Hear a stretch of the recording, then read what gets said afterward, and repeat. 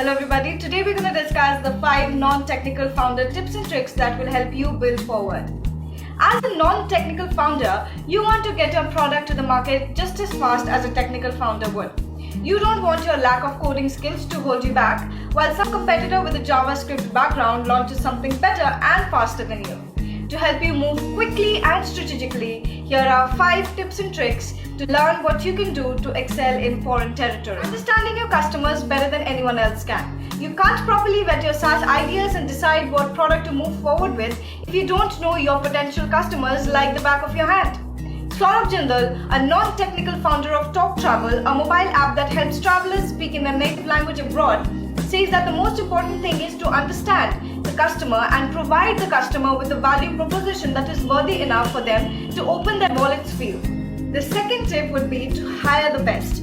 If you have sales or marketing or business development or operation skills, utilize those and leave the technical development to somebody else. Ali Kundumiri, a marketer at Lead Generation Software, says that their startup was founded by a salesperson. Third tip, start with a prototype and build your MVP first.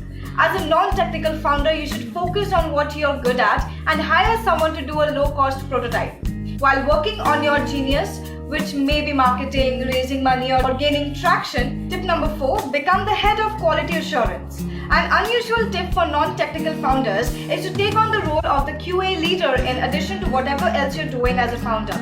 Test and check everything that your co-founder is building. This will help speed things up for your co-founder, but also keep you in the loop of what is being built and how good or bad the progress is going. Tip number 5, learn no-code development. Depending on what you're building, it might be possible for you to go to the no-code development route.